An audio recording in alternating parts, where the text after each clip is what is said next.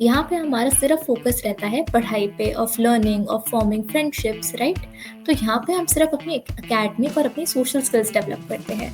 जो भी हम फील कर रहे हैं उसका एक कम्प्लीटली डिफरेंट, एक ऑपोजिट रिएक्शन फॉर्म कर लेना टू डील विद दैट। ना ले वो इड और ईगो के बीच में काम करता है और वो बोले कि नहीं, मुझे तो आइसक्रीम खानी ही नहीं चाहिए, हो सकता है कि ये मेरे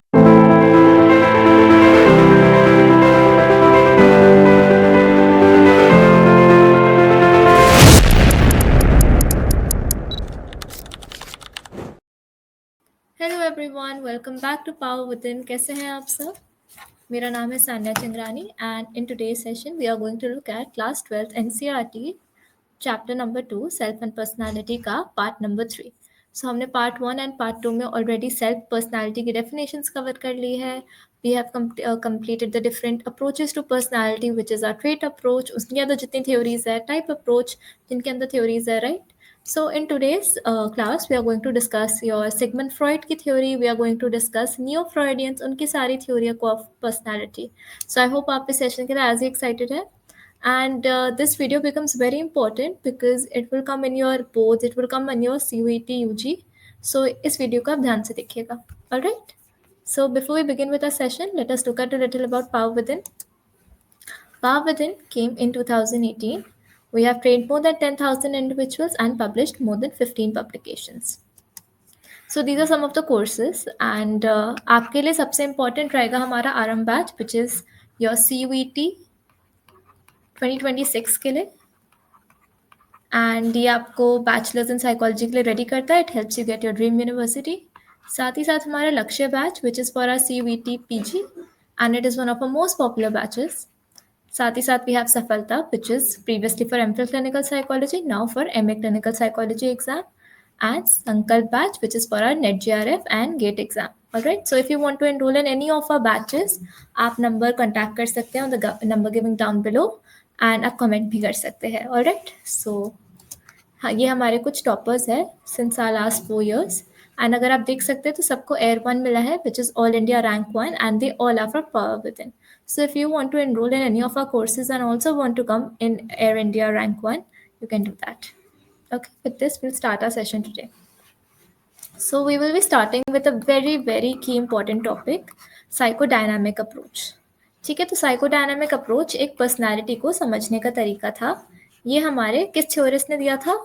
सिगमंड फ्रॉइड ने दिया था। He is a very important psychologist. ठीक है, उन्होंने 3 मेथड्स दिए थे अपने इन are psychodynamic approach. First is हमारा free association.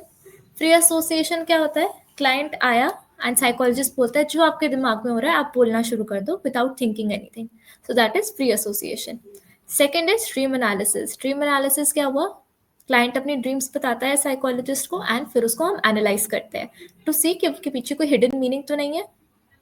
Alright, third is analysis of errors. तो कभी कभार ऐसा होता है ना कि हम बातों बातों में, जोक में या स्लिप ऑफ टंग में हम कुछ ऐसी चीज़ें बोल जाते हैं जो हमारे दिमाग के अंदर चल रही होती है या बहुत डीप रूटेड थॉट्स होती है हमारी।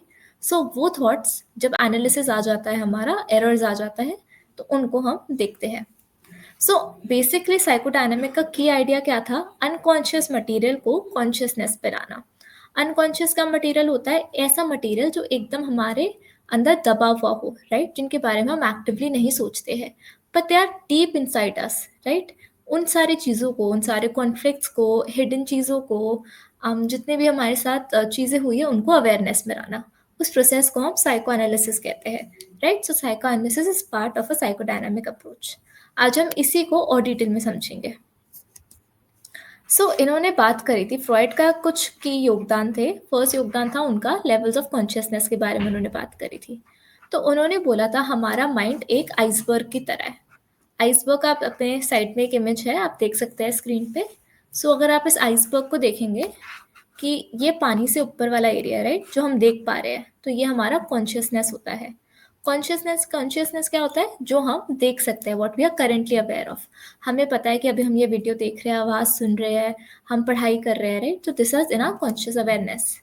फिर अगर आप यहाँ देखेंगे कि पानी से थोड़ा सा कम यहाँ पे दिस एरिया इज हमारा प्री कॉन्शियस। प्री कॉन्शियस क्या होता है? ऐसी चीज़ें जो हमारे अंदर हिडन होती है, बट अगर हम थोड़ा सा उसके बारे में याद करें तो हमें वो याद आ जाएगी। फॉर एग्जाम्पल, अगर आपके फ्रेंड का बर्थडे लास्ट टाइम था, राइट, तो उसमें आपने ऐसे आप एक्टिवली उसके बारे में रोज़ नहीं सोचते हो, बट अगर आप उसके ऊपर थोड़ा-सा ध्यान लगा के सोचोगे तो आपको याद आ जाएगी। तो दैट्स अ प्री-कॉन्शियस। फिर हमारा अनकॉन्शियसनेस क्या हो गया? अगर आप इसको यहाँ देखेंगे तो एकदम deeply hidden part of the iceberg, right? जो हम अपनी नेकेड आई से नहीं देख सकते हैं, एकदम डीपली। सो दैट इज़ हमारी जितनी भी हमारी हिडन डिज़ायर्स है, जितने भी हमारे ऐसे डर हैं जिनके बारे में हम सोचते नहीं हैं, जो हमने एकदम अपने अंदर दबा रखे हैं, ऐसी मेमोरीज जो हमारे लिए इतनी ज़्यादा दर्दनाक थी, जो हमने एकदम दबा रखी है, हमारी रिप्रेस्ड फीलिंग्स हम इन्हें कहते हैं, राइट? रिप्रेशन फीलिंग्स, ये सारी फीलिंग्स अनकॉन्शियसनेस में आती है। ऑलराइट, सो आई होप आपको ये तीनों लेवल्स क्लियर है। सो इन्हीं के तौर पे इस आइसबर्ग के मॉडल को स्टडी करके, कॉन्शियसनेस के लेवल्स को स्टडी करके, फ्रॉइड ने दिया था structure of personality. Now structure of personality क्या होता है? बेसिकली वो कहता था पर्सनालिटी के 3 पार्ट्स होते हैं। ऑलराइट, सबसे पहला पार्ट होता है हमारा इट। इट क्या होता है? ये हमारा प्लेजर प्रिंसिपल पे काम करता है। इट हमारी पर्सनालिटी का वो पार्ट होता है जो कहता है कि मुझे अगर अभी कुछ चाहिए तो अभी ही चाहिए। वो जो बच्चा होता है ना, छोटा बच्चा, जो इसको बस चाहिए होती है चीज़ें अभी के अभी, दैट जिद्दी पार्ट, दैट इज़ हमारा इट। फॉर एग्जाम्पल, अगर आप एक आइसक्रीम स्टोर पे जा रहे हैं एंड एक बच्चा अपनी मम्मी को कहने लगे नहीं मुझे तो आइसक्रीम अभी ही अभी चाहिए, और उसने आइसक्रीम निकाल के खाना शुरू कर दिया without paying for it, without asking their mother, so that is the person is working on their it. They want to immediately satisfy what they are desiring at the current moment. तो इसका मतलब क्या होता है कि ये बहुत ही instinctive होती है, प्रेमिटिव होती है, इनको इमीडिएट सोल्यूशन चाहिए होता है, इमीडिएट सेटिस्फैक्शन चाहिए होता है। ठीक है, फिर हमारा आता है ईगो। ईगो हमारी रियलिटी प्रिंसिपल पे चलती है। ईगो कहती है कि हम इट के डिजायर को सेटिस्फाई करेंगे but in a socially acceptable way.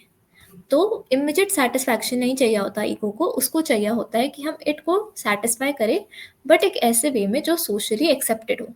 For example, ice cream को ऐसे ही नहीं उठाने से ज़्यादा बेटर वो अपनी मम्मी से पूछ के ले सकता है कि क्या मैं आइसक्रीम खरीद सकता हूँ। तो इसकी वजह से यहाँ पे क्या आ जाएगा? बिकॉज उसने इट की अंदर की चाहत को मैनेज किया by asking the mother, by asking in a socially acceptable manner. So that is हमारा ego. I hope this was clear. फिर आता है हमारा super ego. Now super ego चलता है हमारे मोरल प्रिंसिपल पे।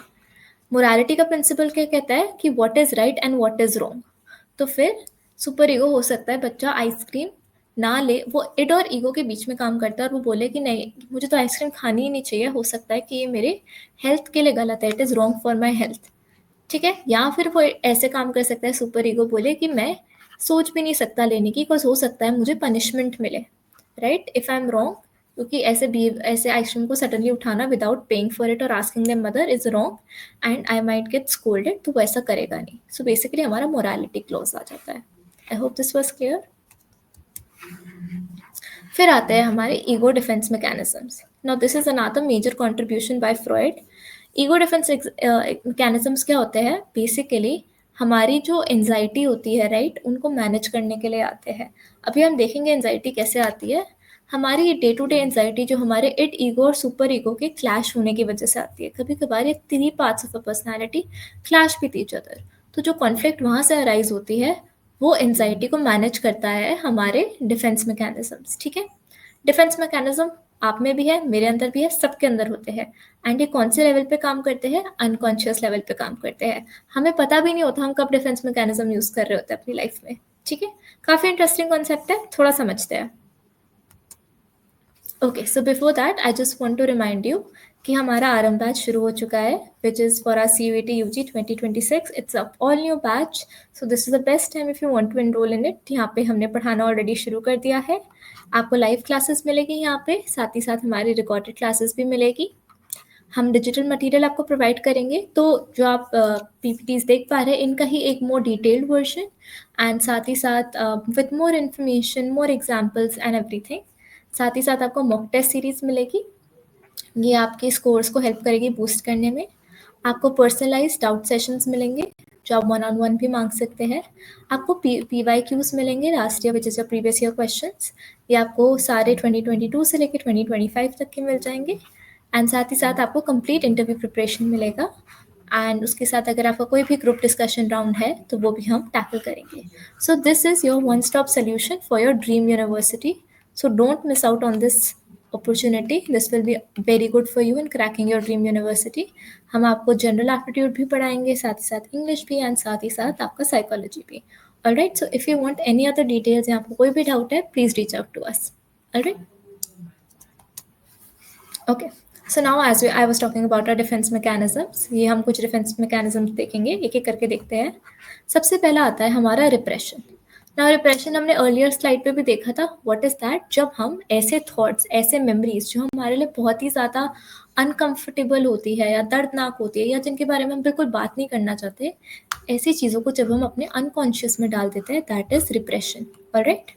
तो फॉर एग्जाम्पल अगर आपने कुछ ऐसा किया हो और आपको मतलब बहुत ही उस चीज़ का गिल्ट हो और आपने एकदम अपने अनकॉन्शियस में डाल दिया एंड आपसे पूछे कि आपने चीटिंग करी थी क्या किसी टेस्ट में, आप बोल दोगे I don't know why I did that, because आपने रिप्रेस कर दिया उस थॉट को, राइट? तो क्रिमिनल्स काफ़ी ज़्यादा रिप्रेशन का डिफेंस मैकेनिज्म यूज़ करते हैं. कभी कभार वो क्राइम कमिट कर देते हैं उनको समझ नहीं आता उन्होंने ये क्यों किया and they just put it in their unconscious, उसके बारे में याद ही नहीं करते हैं. सो एंड जब उनसे पूछा जाता है तो they don't have an answer to it, right? फिर आता है हमारा प्रोजेक्शन. प्रोजेक्शन क्या होता है? जब हम अपने ही अनएक्सेप्टेबल थॉट्स को किसी और पे प्रोजेक्ट कर देते हैं. ठीक है, फॉर एग्जाम्पल अगर आप ही एक बहुत ही अग्रेसिव इंसान है, आप बहुत ज़्यादा अब्यूज़ करते हैं, वर्बली अब्यूज़ करते हैं लोगों को, बट आपसे वो चीज़ एक्सेप्ट नहीं हो पा रही कि आप उस टाइप के इंसान हैं, तो आप वो चीज़ किसी और पे प्रोजेक्ट कर देंगे, किसी और को एट्रीब्यूट कर देंगे. आप बोल सकते हैं कि बाकी लोग कितने अग्रेसिव होते हैं यार, राइट? तो that is you are projecting your own unwanted thoughts, unwanted traits onto other people. All right. For example, you like someone and आप कह रहे हो कि that person likes so and so person. So that is another way of projection. फिर हमारा तीसरा क्या आता है? हमारा तीसरा आता है denial. All right. Denial क्या होता है? जब हम refuse कर देते हैं to accept the reality or facts. ठीक है, फॉर एग्जाम्पल अगर कोई डायग्नोज हुआ है with cancer, right, and it is such a deeply shocking thing for that person, तो वो उसको एकदम ही रिफ्यूज़ कर देता है एक्सेप्ट करने से, वो इग्नोर कर देता है उसे. They don't accept that they something is wrong with them, right? तो दैट इज डिनाइल, एकदम डिनाई कर देना. तो दैट इज ऑल्सो हमारा माइंड का एक तरीका एंजाइटी को डिफेंड करने का. ऑलराइट. नेक्स्ट है हमारा रिएक्शन फॉर्मेशन. रिएक्शन फॉर्मेशन क्या होता है? जो भी हम फील कर रहे हैं उसका एक कंप्लीटली डिफरेंट, एक ऑपोजिट रिएक्शन फॉर्म कर लेना to deal with that feeling. Alright, for example, you hate somebody, you don't like talking to them, but you act in a very opposite, different manner. You are very kind to them, you're very nice to them. So when you are forming an opposite reaction towards somebody, that is reaction formation. Then you how you're feeling. Alright. Last is हमारा rationalisation. This is very easy to remember. Rationalisation अगर आप इसमें word देखेंगे तो आ रहा है rationalise करना. तो बेसिकली जब आप एक्सक्यूजेस बना देते हैं टू जस्टिफाई योर एक्शंस और योर फीलिंग्स. फॉर एग्जाम्पल अगर आपने मार्क्स अच्छे स्कोर नहीं करे किसी एग्जाम में, तो आप घर आके बोलते हो अरे पेपर बहुत टफ था, या टीचर ने बहुत गंदी चेकिंग करी, या फिर किसी ने अच्छा स्कोर नहीं किया, राइट? या मैंने आज अपना लकी पेन यूज़ नहीं किया इसलिए मेरे अच्छे मार्क्स नहीं आए. So when you are trying to rationalize a situation, जब आप excuses दे रहे हो for something that you could have done, that is rationalization. Alright? So I hope आपको ये सारे defense mechanisms clear है. ये आपके MCQs में आ सकते हैं, आपको identify करने को आ सकता है with a given example, right? So अगर आपके पास और examples है, please comment them down below.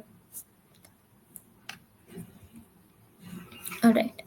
So now we are going to look at another contribution of Freud, which is हमारे psychosexual stages of personality, right? तो basically यहाँ पे Freud ने बात करी since a child is born till the child hits puberty and after, उनके कुछ 5 stages होते हैं and it had a more sexual basis towards it, and हर एक स्टेज एक डिफरेंट प्लेजर एरिया पे फोकस करता है which is called our erogenous zone, जिसमें हम और डिटेल में बात करेंगे. एंड अगर किसी स्टेज पे हम रुक जाते हैं या किसी स्टेज पे फिक्सेशन हो जाती है, अगर इंसान जो कॉन्फ्लिक्ट है उस स्टेज की सॉल्व नहीं कर पाता, तो आगे जाके एज एन अडल्ट उसको काफ़ी इश्यूज आते हैं. Alright, let's look at it. Stage 1 है हमारी ओरल स्टेज. ओरल स्टेज होती है जब बच्चा पैदा होता है, so are 0 to 1 year old. Alright. यहाँ पे हमारा प्लेजर सीकिंग जोन या एरोजेनस जोन इज हमारा माउथ. अब बच्चा किस चीज़ से अपना वर्ल्ड एक्सप्लोर करता है? By their mouth. वो हर चीज़ को अपने मुंह में डालेगा, राइट? And because that is how they explore their world. They can only use their mouth to explore the world. वो बात तो कर नहीं सकते, तो they will put everything in their mouth. वो इफ़ यू सी दैट उनको हम स्पेसिफायर्स भी देते हैं, right? for sucking, they bite also, they feed also, right?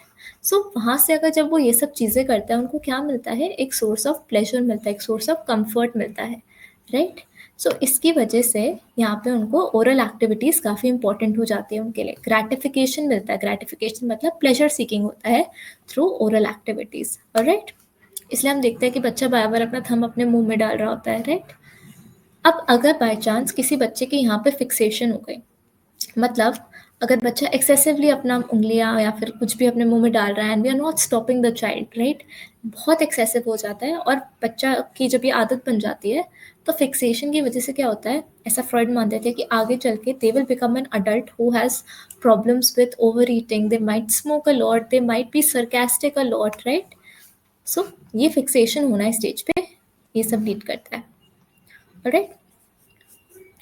फिर हमारा है anal stage. This is our second stage. Anal stage होता है हमारा 2 to 3 ईयर ओल्ड्स में, ठीक है?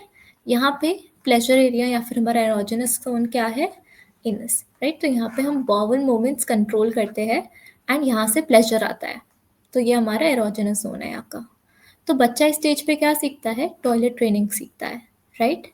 फॉर एग्जाम्पल अगर बच्चा टॉयलेट अच्छे से यूज़ करना सीख गया, ट्रेनिंग सीख गया, तो उसको हम बहुत प्राउड फील कराते हैं, राइट? पर अगर यहाँ पे फिक्सेशन कैसे हो सकती है? अगर बच्चा बहुत ही ज़्यादा अगर बच्चे पे हम बहुत ही प्रेशर डालें सेल्फ कंट्रोल के लिए, या बहुत ही ज़्यादा हम उसे बोले टॉयलेट ट्रेनिंग के लिए, कुछ ज़्यादा ही स्ट्रिक्ट हो जाए उसके साथ, तो उनकी पर्सनैलिटी एनल रिटेंटिव पर्सनैलिटी बन सकती है। इसका मतलब आगे जाके as an adult they will be very stubborn, but they will also be very neat, right? But अगर हम बहुत लीनियंट रहे बच्चे को और बच्चे ने कभी टॉयलेट ट्रेनिंग सीखी नहीं, तो क्या होगा? आगे चल के they will become very messy or careless. They will have an anal expulsive personality. Alright? I hope this was clear to you.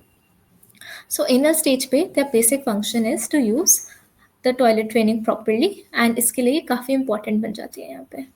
Okay? I hope this was clear. फिर आता है हमारा फैलिक स्टेज। फैलिक स्टेज होती है हमारे 4 से 5 साल तक के लिए। इधर क्या होता है? हमारा एरोजेनस जोन या प्लेजर एरिया हमारे जेनिटल्स, राइट? और यहाँ इस स्टेज पे हम पर्टिकुलरली जेंडर रोल्स को समझने की कोशिश करते हैं, ठीक है? कि हर एक जेंडर की, मेल का क्या रोल होता है, फीमेल का क्या रोल होता है। सो इसके अंदर अगर आप देखेंगे कभी एक बच्चे को, जब वो 4 से 5 साल का होगा, वो कभी-कभार अपने डैड के ऑफ़िस बैग ले आएगा या अपने डैड के जूते पहन लेगा और वो बोलेगा, "अरे! मैं आज ऑफ़िस जा रहा हूँ मम्मी", राइट? सो क्या है, लड़का wants to be like his dad. वो अपने डैड को आइडियलाइज़ करने लगता है कि this is how a man is supposed to be like. And जो लड़की होती है, a girl child, she starts imitating her mom.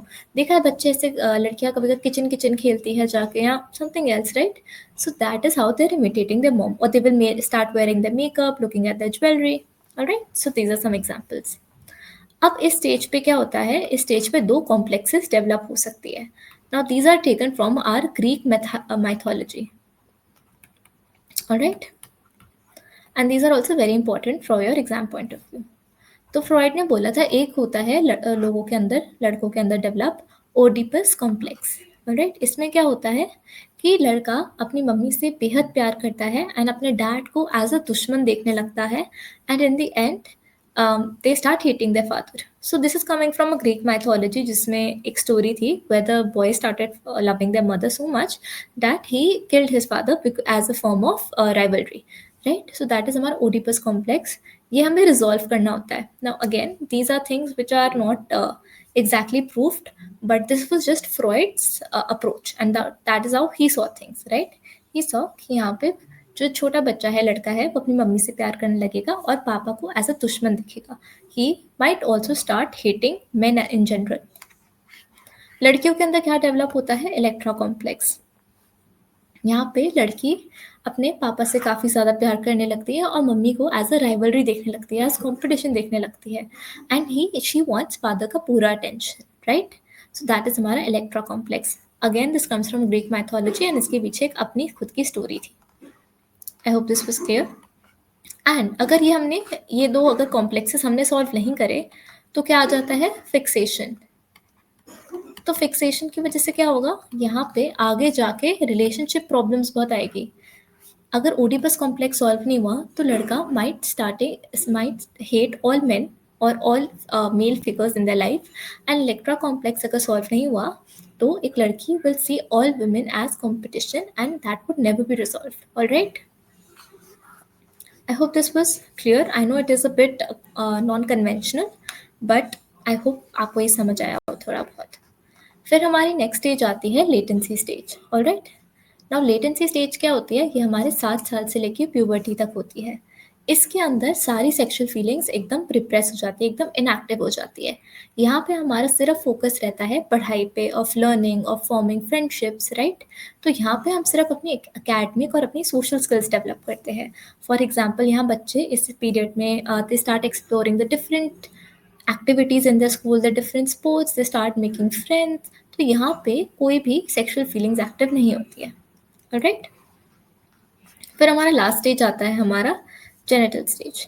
Genital stage क्या होता है? इसके अंदर बेसिकली हमारी सेक्सुअल फीलिंग्स जो होती है, मैच्योर सेक्सुअल फीलिंग्स, वो अपीयर होने लग जाती है इन अ हेल्दी वे. अब यहाँ पे we start liking the opposite gender, right. So इसके अंदर we start forming healthy relationships with somebody and we learn how to make emotional connection with. यहाँ पे अगर फिक्सेशन हो गया तो बेसिकली जितने भी हमारी अर्लियर चीज़ें रिजॉल्व नहीं होती वो इस स्टेज पे जाके अपीयर होती है एंड हमारी अनस्टेबल हो सकती है रिलेशनशिप्स पे. Alright. Now one more concept that I want you to know with this theory as well is, Freud ने एक टर्म दिया था रिग्रेशन. ठीक है, रिग्रेशन अगर आप इस बॉक्स में देख सकते हैं, यहाँ पे हमने रिग्रेशन की बात करी है. सो रिग्रेशन क्या होता है? बेसिकली जब हम अपने एक अर्लियर स्टेज पे पहुंच जाते हैं due to stress, right. For example, अगर एक let's say there is a 11-year-old child and अगर उसकी मम्मी ने उसकी बात नहीं मानी तो उसको इतना स्ट्रेस होने लग गया उस बात से, उसने दरवाज़ा पटकना शुरू कर दिया. ही और she started throwing a tantrum, right. या फिर वो रोने लग गए एकदम because they could not control it. So that is when we regress to a previous stage, right. जब हम अपने साल से कुछ साल पीछे चले जाते हैं और उनका बिहेवियर करने लगते हैं. अगर हम 11 साल के हैं तो हम एक हो सकता है 7 साल के बच्चे का बिहेवियर करने लग जाए, राइट. तो दैट इज हमारा रिग्रेस होना, रिग्रेशन होना. Alright, I hope this was clear to you. Okay. फिर हमारे आते हैं पोस्ट फ्रॉइडियन, जिनकी हम बात करेंगे, नियो एनालिटिक थ्योरिस्ट. ठीक है, तो अब ये फ्रॉइड के बाद आए थे कुछ लोग. फ्रॉइड की थ्योरी अगर आपने देखा होगा, उनके इस पर ज़्यादा सेक्सुअल एक्सपीरियंसेस के ऊपर ज़्यादा फोकस था. तो जो हमारे पोस्ट फ्रॉइडियन आए थे, मतलब आफ्टर फ्रॉइड जो थ्योरिस्ट आए थे, वो काफ़ी कम इम्पोर्टेंस देते थे सेंस और एग्रेशन को. उनका फोकस मोर होता था सेल्फ डेवलपमेंट में, क्रिएटिविटी पे, राइट. उनको हम न्यू फ्रॉइडियंस भी कहते हैं, साथ ही साथ पोस्ट फ्रॉइडियंस भी कहते हैं. हम सबसे पहले देखेंगे कार्ल यंग को. ठीक है, Carl Jung will be our first theorist for the day.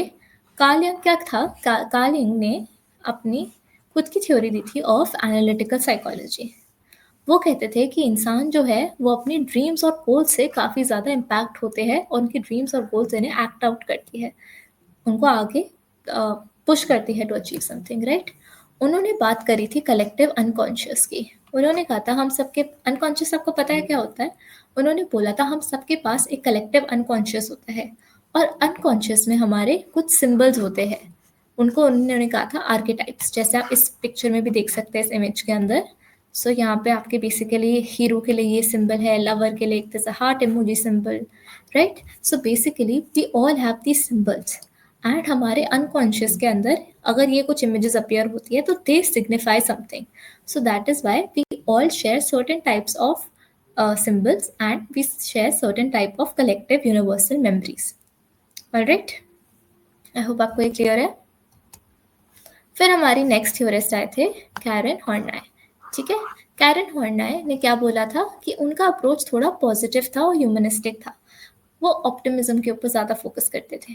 ठीक है, तो यहाँ पे उन्होंने फ्रॉइड के आइडिया को अपोज किया था. वो कहते थे कि वुमेन, जो फ्रॉइड का आइडिया था that women are inferior to men, वो उस चीज़ को नहीं मानते थे. एंड वो कहते थे कि हमारी जो बेसिक एंजाइटी होती है वो डेवलप होती है बिकॉज ऑफ इनकन्सिस्टेंट पेरेंटिंग.